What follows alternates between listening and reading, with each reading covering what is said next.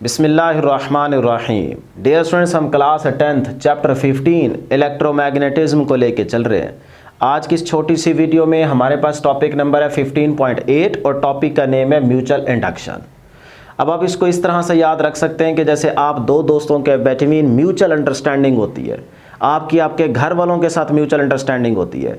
ये भी वही मतलब है कि यहाँ पे हमारे पास सपोज करें एक कॉइल का सिंगल लूप है जिसके साथ हमने सोर्स को कनेक्ट कर रखा है और इसके बिल्कुल साथ करीब में एक दूसरी कॉइल का सिंगल लूप रखा गया है। अब इस कॉइल के सिंगल लूप के साथ जो सोर्स कनेक्ट कर चुके हैं उसके साथ छेड़पंगा करें तो इसमें कुछ ना कुछ पैदा हो जाएगा। जो चीज़ इसमें पैदा होगी वही साथ रखी हुई कॉइल में भी आ जाए तो इस फेनोमिना को क्या कहते हैं? Mutual induction. ये म्यूचुअल इंडक्शन है। कितना आसान है, दोबारा सुन लें कि इस कॉइल के साथ जो आपने सोर्स कनेक्ट कर रखा है उसके साथ आप छेड़पंगा करें, कुछ छेड़खानी करें। अब छेड़छाड़ तो कर रहे हैं आप इस लूप में, तो जो चीज़ इधर पैदा हुई है वही साथ रखे हुए लूप में भी चली गई है, तो ये क्या कहलाता है? म्यूचुअल इंडक्शन कहलाता है। वो चाहे इसकी फिर बाद में मुखालफत करे अकॉर्डिंग टू लेंज लॉ, लेकिन वही चीज़ इसमें आ ज़रूर गई है, इसी को कहते हैं म्यूचुअल इंडक्शन। तो अब हम यहाँ पे स्टेटमेंट के बाद बुक वाले डायग्राम को डिस्कस करेंगे, समझेंगे तो टॉपिक हमारा ख़त्म हो जाएगा। बहुत ही आसान है। तो देखें, सबसे पहले 2 नंबर के लिए शॉर्ट क्वेश्चन के तौर पे आप ये डेफिनेशन करेंगे कि म्यूचुअल इंडक्शन क्या है। The phenomena of production of induced current in one coil, कहता है एक कॉइल में इंड्यूस्ड करंट का पैदा हो जाना due to change of current in a neighbouring coil. साथ रखी हुई कॉइल में करंट को चेंज करने से अगर दूसरी कॉइल में करंट इंड्यूस हो जाए, इंड्यूस्ड करंट पैदा हो जाए, this phenomena is called mutual induction. कितनी आसान डेफिनेशन है। वही चीज़ आपको यहाँ पे लिखी हुई नज़र आ रही है जो कि यहाँ पे समझाई है। अब यहाँ पे सिंगल लूप था, यहाँ पे हम इसी तरह के मैनी लूप्स बनाएंगे तो हमारे पास एक सोलेनॉइड कॉइल बन जाएगी। तो ये देखें, ये है हमारे पास एक सोलेनॉइड कॉइल। देखें बहुत सारे लूप आ गए ना इसमें, यहाँ पे एक सिंगल लूप था, यहाँ पे बहुत सारे लूप आ गए, तो ये हमारे पास बन गई प्राइमरी कॉइल।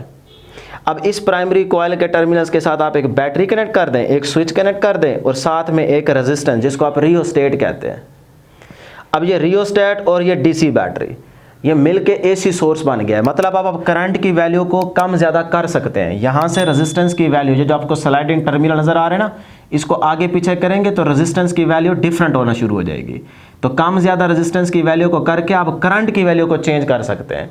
अगर आपने ये यूज़ ना की रियोस्टेट तो फिर आपका इसका मतलब ये करंट की वैल्यू फिक्स होगी। फिर आपको इनिशियली और फाइनली 2 पॉइंट्स पे सिर्फ बात करनी पड़ेगी, वहाँ पे स्टूडेंट्स को समझ नहीं आती।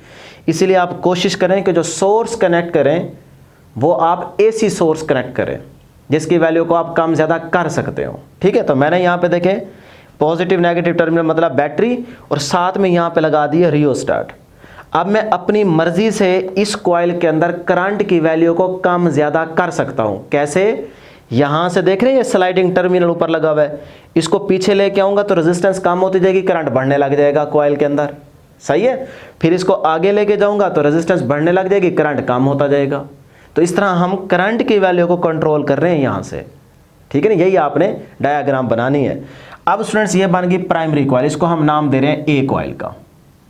ये करंट की डायरेक्शन है, कन्वेंशनल करंट की ये डायरेक्शन है। ठीक है जी। अब इसका मतलब इस कॉइल में करंट है, किसकी वजह से? बैटरी की वजह से। अब इस कॉइल प्राइमरी के साथ आप एक और सेकेंडरी कॉइल रख दें।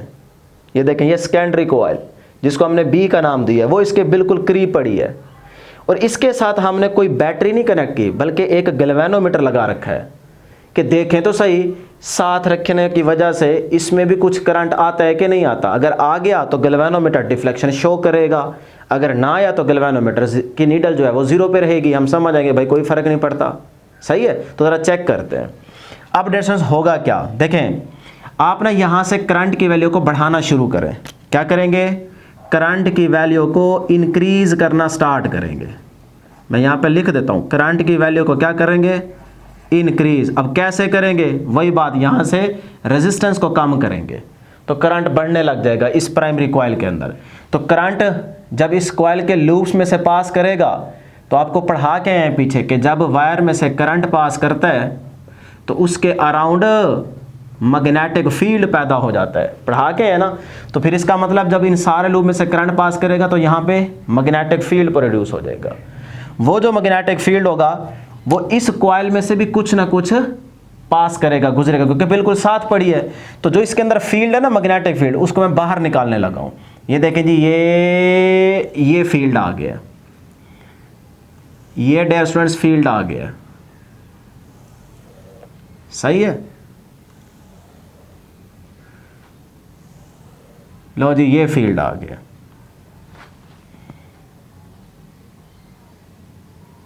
नॉर्थ से निकलेगा और साउथ में आएगा।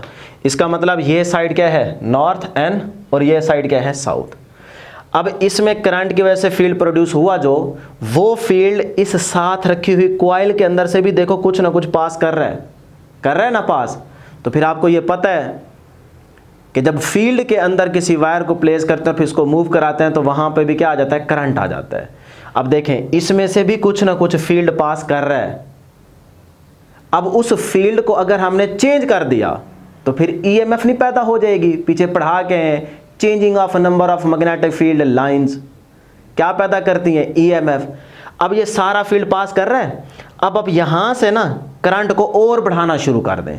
जैसे ही करंट को और बढ़ाना शुरू करेंगे तो यहाँ पे फील्ड का इफेक्ट और ज़्यादा हो जाएगा, स्ट्रेंथ बढ़ जाएगी। इसका मतलब और फील्ड लाइंस यहाँ से पास करना स्टार्ट कर देंगी, ऐसे, ये ऐसे। अब देखें वहाँ पे क्या हो रही है, नंबर ऑफ फील्ड लाइंस क्या हो रही है, चेंज, अब ज़्यादा होती जा रही है, ज़्यादा पास करती जा रही है। तो फिर यहाँ पे क्या हो जाएगा, ईएमएफ पैदा हो जाएगी। Changing of number of magnetic field lines क्या पैदा कर रही हैं, ईएमएफ। तो इसका मतलब यहाँ पे ईएमएफ पैदा हो जाएगी, और जहाँ ईएमएफ इंड्यूस हो जाए वहाँ पे इंड्यूस्ड करंट होता ही होता है। तो इसका मतलब इसमें अब क्या आ गया, इंड्यूस्ड करंट आ गया, जिसकी वजह से गैल्वेनोमीटर की डिफ्लेक्शन ऐसे हिलती हुई आपको नजर आएगी, यानी कि गैल्वेनोमीटर की नीडल हिलती हुई नजर आएगी, मतलब गैल्वेनोमीटर डिफ्लेक्शन शो करेगा। तो आप समझ जाएंगे कि यार इसमें करंट आ गया। हालांकि इसमें तो हमने कुछ भी नहीं किया सेकेंडरी कॉइल में, बस इसको इसके साथ रखा था। छेड़ पंगे तो इधर कर रहे हैं ना, करंट को बढ़ा रहे हैं, जिसकी वजह से फील्ड लाइंस ज़्यादा होती जा रही हैं और वो फिर इसमें से पास कर रही हैं। तो इसकी वजह से यहाँ पे क्या आ जाएगा, इंड्यूस्ड करंट आ जाएगा, जिसकी वजह से गैल्वेनोमीटर डिफ्लेक्शन शो करेगा। This is called mutual induction. Mutual induction, induction नहीं होगी, क्या कहा था मैंने, इंडक्शन किसी की वजह से किसी और में कुछ आ जाए, चाहे वो बुरी आदत चाहे अच्छी चीज़, बस ट्रांसफ़र हो जाए। आपका दोस्त नहीं पढ़ने वाला, आप पढ़ने वाले हैं, तो आपके दोस्त की जो बुरी आदत है ना पढ़ने वाली, वो आपके साथ अगर बैठा रहे 2-3 महीने तक, तो वही बुरी आदत आप में भी चली जाएगी। तो ये जो बुरी आदत आप में आ गई है, क्या हुई है, इंडक्शन। हो सकता है आपकी अच्छी आदत उसमें ट्रांसफ़र हो जाए, इंडक्शन। तो ये डेरिवेटिव इसमें क्या था, करंट, वही किस में चला गया, इसमें इंड्यूस्ड करंट। तो जो इंड्यूस्ड करंट आया है इसमें, उसकी वजह से इंड्यूस्ड करंट, उसकी वजह से गैल्वेनोमीटर डिफ्लेक्शन शो करेगा। अब जो इसमें इंड्यूस करंट पैदा हुआ है वो करेगा इस कॉज को क्या, oppose, according to Lenz law, कि ये पैदा तो इसमें हो गया, इसने किया, लेकिन जो इसमें पैदा हुआ है वो करेगा इसकी मुखालफत अकॉर्डिंग टू लेंज लॉ। तो फिर आपकी बुक में यही कुछ है, लेकिन यहाँ पे डायरेक्शन उन्होंने शो कर दिया लेकिन मेंशन नहीं की। तो मैं आपको समझा देता हूँ कि जो इंड्यूस्ड करंट यहाँ पे पैदा हुआ है उसकी डायरेक्शन क्या होगी। तो वो तो आप according to Lenz law calculate कर सकते हैं ना। तो लेंज लॉ तो आपको हम पढ़ा के हैं डिटेल में, तो आपका हक बनता है कि आप यहाँ पे खुद इंड्यूस करंट की डायरेक्शन निकालें। मैं आपको प्रीवियस लेक्चर के अंदर सिखा के आया हूँ कि इंड्यूस करंट की डायरेक्शन को कैसे मालूम करेंगे। चले मैं फिर से बता देता हूँ। देखें डियर स्टूडेंट्स, अब जो इस फील्ड की वजह से इस कॉइल के अंदर फील्ड पैदा हुआ होगा वो इसको क्या करेगा, अपोज, मुखालफत करेगा ना। तो पहले उस छुपे हुए फील्ड को बाहर निकालो। तो वो जो इसके अंदर छुपा हुआ फील्ड है वो बाहर निकलेगा, तो उसका बाहर निकलने का मतलब है वो एक मैग्नेट की शक्ल में बाहर निकलेगा, जिसका एक नॉर्थ पोल होगा, एक साउथ पोल होगा। अब जो इसके अंदर छुपा हुआ फील्ड है ना, जो इसकी वजह से पैदा हुआ है, वो बाहर निकल आया मैग्नेट की शक्ल में। तो अब हम ये बात जानते हैं लेंज लॉ के अकॉर्डिंग कि जो अंदर इसके पैदा हुआ है फील्ड, वो इस फील्ड को करेगा अपोज। तो इसका मतलब उसका नॉर्थ पोल होगा इधर और साउथ पोल होगा इधर। लेंज लॉ के अकॉर्डिंग हमें समझ आ गई ना, क्योंकि जो अंदर पैदा हुआ होगा वो इसको अपोज करेगा ना, कॉज को। तो इसका तो नॉर्थ पोल है ये, तो इसका मतलब जो अंदर पैदा हुआ है उसका इस साइड पे एन पोल होना चाहिए ताकि वो इसको क्या करे, अपोज। तो नॉर्थ नॉर्थ को क्या करेगा, रिपेल करेगा। आ गई है पोजीशन। तो हम समझ गए कि भी जो अंदर फील्ड छुपा खड़ा है ना, उसका नॉर्थ पोल इस तरफ बनेगा और साउथ पोल उस तरफ बनेगा। जब आपको अब नॉर्थ पोल का पता चल गया है, तो मैंने आपको क्या कहा था कि नॉर्थ पोल की डायरेक्शन में थंब को सेट करें, फिंगर्स को कर्ल करवाएं, वो फिंगर्स आपको इंड्यूस करंट की डायरेक्शन बताएंगे। रट्टे नहीं मारने, जैसे बुक में डायरेक्शन को इंडिकेट किया गया वैसे आप बना के आ जाए ना, समझ होनी चाहिए। समझो चीज को कि किस तरह से इंड्यूस करंट की डायरेक्शन को निकाला जाता है। पहले छुपे हुए फील्ड को निकाला, अब जो नॉर्थ पोल है उसकी डायरेक्शन में थंब को सेट करें, ये थंब सेट हो गया। अब फिंगर्स को कर्ल करवाएं, ये देखें सामने वाले लूप से ऊपर जा रहे हैं एरो, ठीक है। ये करंट इंड्यूस करंट की क्या होगी, डायरेक्शन होगी। तो इसमें क्या होगा, अपवर्ड डायरेक्शन। इसका मतलब जो इस कॉइल के अंदर इंड्यूस करंट की डायरेक्शन होगी वो होगी आपके पास ये। देखिए आप प्राइमरी कॉइल के हिसाब से क्या है, अपोजिट है कि नहीं, तो ये आपके पास डायरेक्शन आ जाएगी। अब आप बुक में देखें तो उसने डायरेक्शन शो कर दी है लेकिन समझाया नहीं है।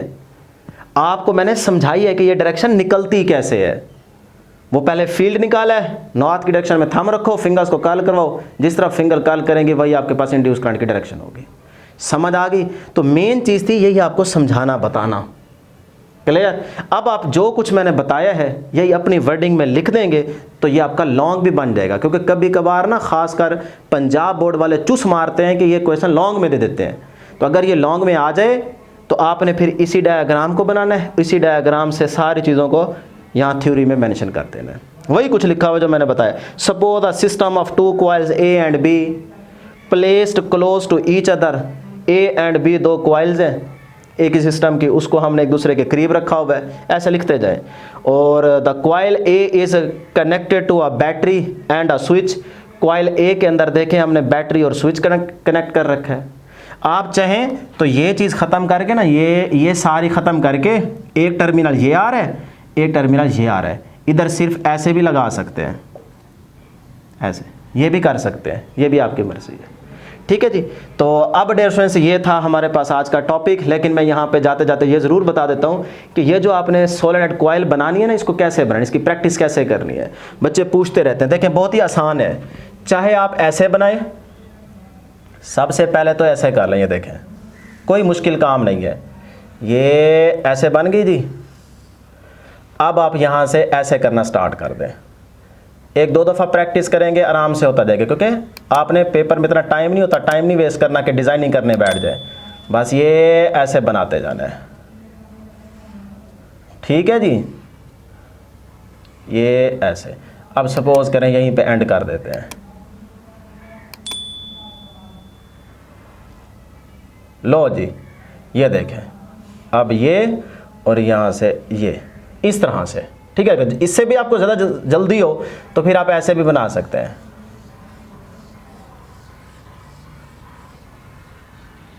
ठीक है। यहाँ पे गैल्वेनोमीटर लगा दें। लो जी, अब जो इसका फील्ड होगा वो उसमें से भी पास करेगा, देख रहे हैं ना। ये देखें इतनी जल्दी आप डायग्राम आराम से बना सकते हैं। लो जी, कहानी एंड हो गई। ये उसका नॉर्थ, ये उसका साउथ, यहाँ से फील्ड निकलेगा और वही फील्ड उसमें से पास होगा, बन गई। तो इस तरह आप डायग्राम बना सकते हैं। लो जी, टॉपिक ख़त्म हो चुका है। दुआओं में ज़रूर याद रखिएगा। इंशाल्लाह नेक्स्ट वीडियो में जल्द मुलाकात होगी। अल्लाह हाफिज़।